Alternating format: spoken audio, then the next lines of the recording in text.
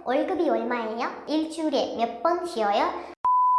Баршаңыз сәлем, сіздермен бірге мен Құлпынай. Мен қазірге дейін YouTube каналында Кореяда жүрген, осында жұмыс жасайтын жандарға асығыс түрде корей тілін жаттау қажет, үйрену қажет жандарға корей тілін үйретіп жүрсем, ал бүгін көпшіліктің сұрауы бойынша Кореяда жұмыс жасап жүрген кезде бастыққа қалай дұрыс сөйлеген дұрыс, қандай дұрыс сөйлемдерді қолдансақ, бізге деген көзқарасы жақсарып, менің айлығым өседі деген сұрақтардың көп келуіне байланысты бүгін сіздерге бейнежазба түсірдім. Демек, бүгінгі бейнежазбаның тақырыбы Кореяға келген кезде немесе келетін кезде, осында жүрген кезде, жұмыс жасаған кезде бастыққа қалай дұрыс сөйлесек тез тіл табыса аламыз, немесе айлығымыздың көп табыс таба аламыз деген сұрақтың жауабын осы бейнежазбадан көре алатын боласыздар. Бұл бейнежазбалар арқылы сіздер ауырып тұрғаныңызды, дәретханаға шыққыңыз келетінін, ақшаңыздың қанша екенін, аптасына қанша рет демалатыныңызды, немесе бастығыңызбен тіл табысудың амалдарын және сөйлемдерді осы бейнежазбаны соңына дейін көрсеңіздер біле аласыздар. Егер де сіздер уже Кореяда болсаңыздар, осы сөздердің барлығын қолданып жүрсеңіздер, онда сіздер қаншалықты дұрыс қолданып жүргендеріңізді тексере аласыздар. Немесе Кореяға алғаш келдіңіздер, әрі корей тілін мүлде білмейсіздер, немесе Кореяға келгілеріңіз келетін жандар болса, сіздерге көмегі мол Құлпынайдан бірнеше лайфхактар болады. Сол үшін бейнежазбаны соңына дейін көріңіздер. Жоғарыда мен айтып кеткендей, егер де сіздер мен айтқан лайфхактарды жаттап жазып алсаңыздар, онда сіздер тіл білесіздер деген сөз. Ал тіл білет деген сөз сіздердің алатын айлықтарыңыз да жоғары, сіздерге деген бастықтың көзқарасы да керемет деген сөз. Және де осы бейнежазба арқылы сіздер нені біле аласыздар? Бастықтарыңызбен қалай сөйлесетіндеріңізді, айлықтарыңыздың қанша екенін, ауырып тұрғандарыңызды, немесе демалғыларыңыз келетін, немесе тағы сол сияқты бірнеше сөйлемдер біле аласыздар. Ең бірінші, әрине, бастық, мен сіздерге бағанағы бір айтқан бастық дегеніміз кім? Бастықты қалай айтады? Корей тілінде бастық дегеніміз сажаңним дегеніміз бізде бастық деген сөз. Егер де ол адамның бастық не бастық емес екенін білмейсіз, тіпті аты жөнінде білмейсіз, корей еркісі тұрып, бірақ сізден жоғары екенін біліп тұрсыз. Ол кезде не деп айтамын деп ойламай-ақ, бірден просто сажаңним деп айта беріңіз. Сажаңним деп айтсаңыз, бұлар мәз болып қалады. Екінші, сажаңниммен қосып бізге ең бірінші білу қажет, ол әрине тон дегеніміз ақша деген сөз. Біз ақшаға қатысты бірнеше сөйлемдерді, лайфхактарды сіздерге айтатын боламын. Әрине, ең бірінші, 월급이 얼마예요? Айлығым қанша? Немесе 시급이 얼마예요? Сағатына қанша төлейсіздер? Немесе 월급날이 언제예요? Айлық алатын күн қашан? Немесе 월급을 어떻게 주시나요?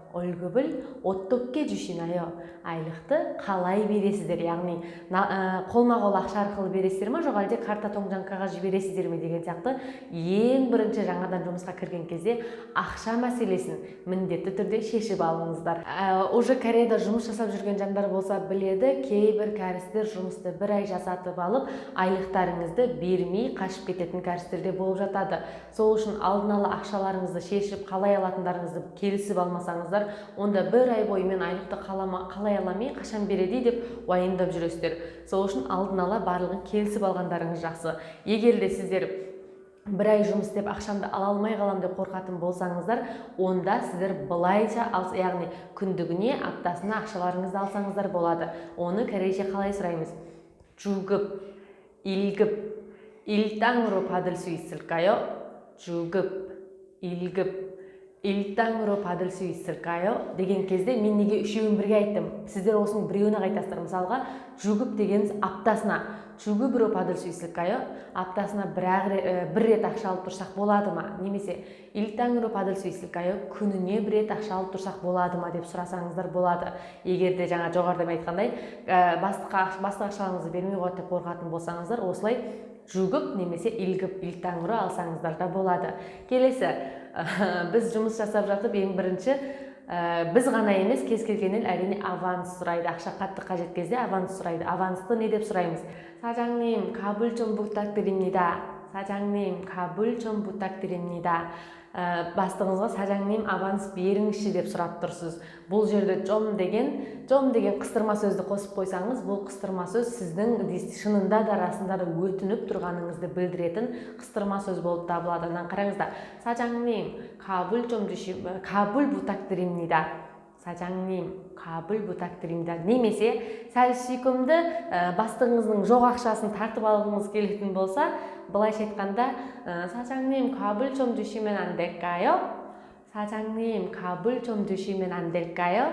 Аванс бересіз бе? Аванс берсеңіз болмай ма деп сәл сұрасаңыз да болады. Немесе жай ғана kabul 좀 부탁드립니다. kabul 좀 부탁드립니다 деп сұрасаңыз да болады. Қайсысын таңдайсыз, оны әрине өзіңіз білесіз. Енді жұмыс жасап жүрген кезде біз әрине арасында дәретханаға шыққымыз келеді, немесе ер жігіттер болатын болса темекі шегіп келуге барғылары келеді.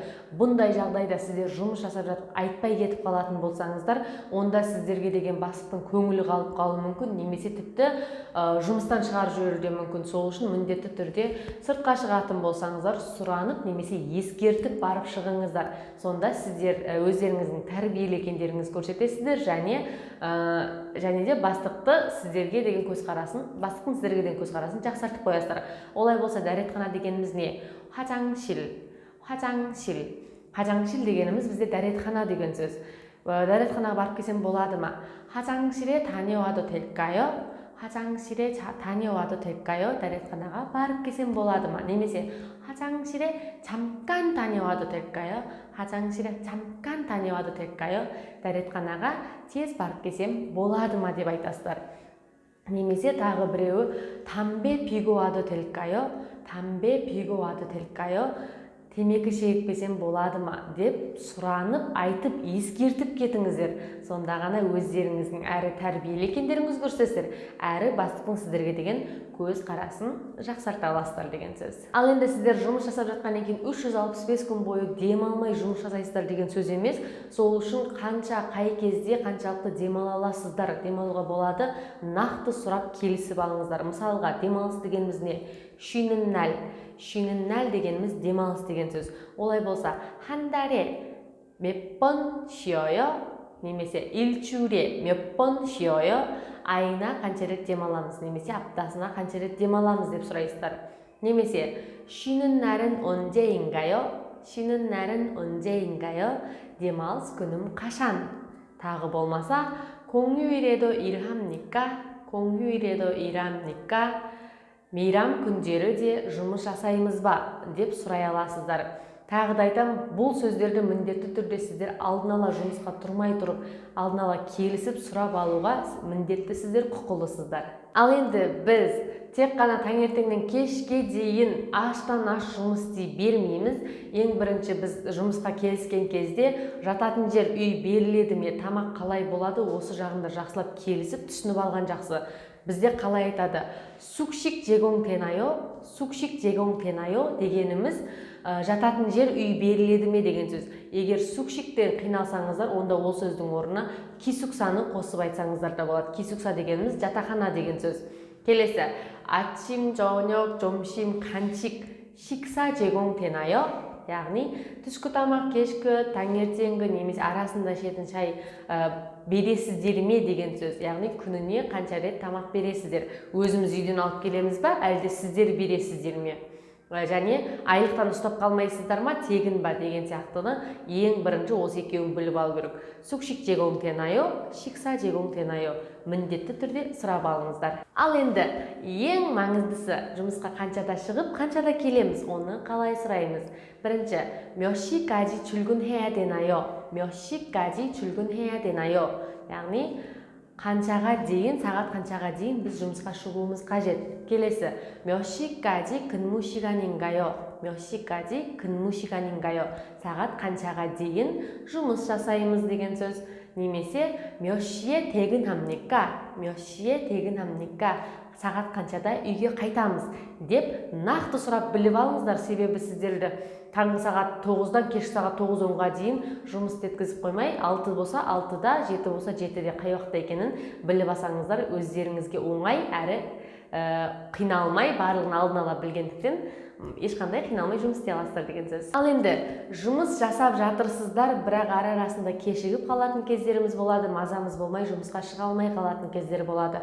Бұндай жағдайда міндетті түрде алдын ала қоңырау шалып ескертіңіздер. Егер де сіздер ескертпей, ешқандай да қоңырауға да жауап бермей жұмыстан қалып қалатын болсаңыздар, сіздерді жақтырмай қалуы мүмкін, немесе тіпті жұмыстан шығарып жіберуі әбден мүмкін. Сол үшін ескерткен кезде қалай айтады? Олай болса, аппасо чүлгін моталькі қаттайо, аппасо чүлгін моталькі қаттайо.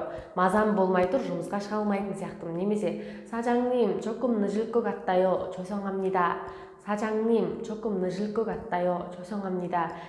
кешіріңіз, 사장님 кешіріңіз, мен сәл кешігетін сияқтымын. Немесе, 사장님, 잠깐 병원에 다녀와도 될까요?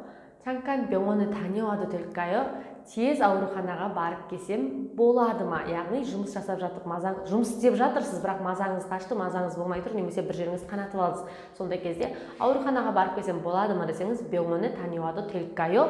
деп сұрасаңыз болады. Ал енді жұмыс жасап жүрген кезде міндетті түрде күніге таңертең жұмысқа шығып, кешке қайтатын кезде сіздер айтатын 3 сөз бар. Осы 3 сөзді әдемілеп айтып жүрсеңіздер, бастықтарыңыз сіздерді жақсы көріп, сіздерге деген отношениясы жақсы болады. Ең бірінші, 안녕하십니까, 안녕하십니까, сәлеметсіз бе деген сөз. Әрине, 안녕하십니까 деп айтпайтын адамдар көп. Егер бұған тіліңіз келмесе, онда жай ғана 안녕하세요 десеңіз де болады. Екінші, жұмыстан қайтар кезде міндетті түрде 고생하셨습니다, 수고하셨습니다 деп айтсаңыздар, бұл сөз бүгін де сіз жарайсыз, керемет жұмыс жасадыңыз деген біздің қазақтарда менталитетіне жат сөз, бірақ кәрістердің ең жақсы көретін сөзі. Егер әдемі қылып айтқыларыңыз келсе, 사장님, 오늘도 고생하셨습니다. 사장님, 오늘도 수고하셨습니다. Дәл осылай айтсаңыз, мен айтты дейсіздер ғой, сіздердің бастықтарыңыздың сіздерге деген көзқарасы бірден 2 есеге жоғарылауы әбден мүмкін. Себебі бұл сөз, дәл осы сөз кәрістердің ең жақсы көретін сөзі. Ал енді әрине жұмыс жасап отырып, бастықтарыңызға бір өтініш айтқыларыңыз келген жағдайда, немесе бір нәрсе сұрағыларыңыз келген жағдайда, ондай жағдайда бастыққа бірінші қалай біз сөйлеп бастауымыз қажет? Ол әрине, 사장님, 커피 한 잔 하시겠어요? 사장님, 커피 한 잔 하시겠어요? немесе 사장님, 커피 한 잔 드세요 деп кофе ұсынып, екеуіңіз бірге кофе ішіп отырған кезде айтатын өтінішіңізді, сұранысыңызды сол кезде айтсаңыз болады. Ал егер де сіз бастығыңызбен енді 1 жыл болып жұмыс істедіңіздер, немесе бастығыңыз екеуіңіздің арақатынасыңыз жақсы болса, одан бетер арақатынасыңызды жақсартқыңыз келсе, онда 사장님, 술 한잔 하시죠? 사장님, 술 한잔 하시죠? деп айтсаңыз, бірге бір стакан ішеміз ба деген сияқты әңгіме, былайша айтқанда, бұл әңгімені уже сіздердің арақатынастарыңыз жақсы кезде айтсаңыздар, одан бетер бір арақатынастарыңызды жақсарта аласыздар. Немесе, 사장님, 담배 하나 피우시죠? 사장님, 담배 하나 피우시죠? деген кезде, темекі шегіп келеміз ба деген кездерде, осылай өзіңізге жақын тартып сөйлеген сайын бастықтар да сізді өзіне жақын тарта бастайды. Одан кейін қашанда айтам, бастықпен сөйлескен кездеріңізде, бастық болсын, кореец болсын, сөйлескен кездеріңізде барынша жымиып күліп жүріңіздер. Хотя өтірік болса да, сіздер жымиып жүрген сайын жан-жандарыңызға жылулық сыйлайсыздар бірінші. Екінші, сіздерге деген отношениясы, арақатынасы кез келген адамның жақсарады. Сіздерге деген ойы да жақсарады.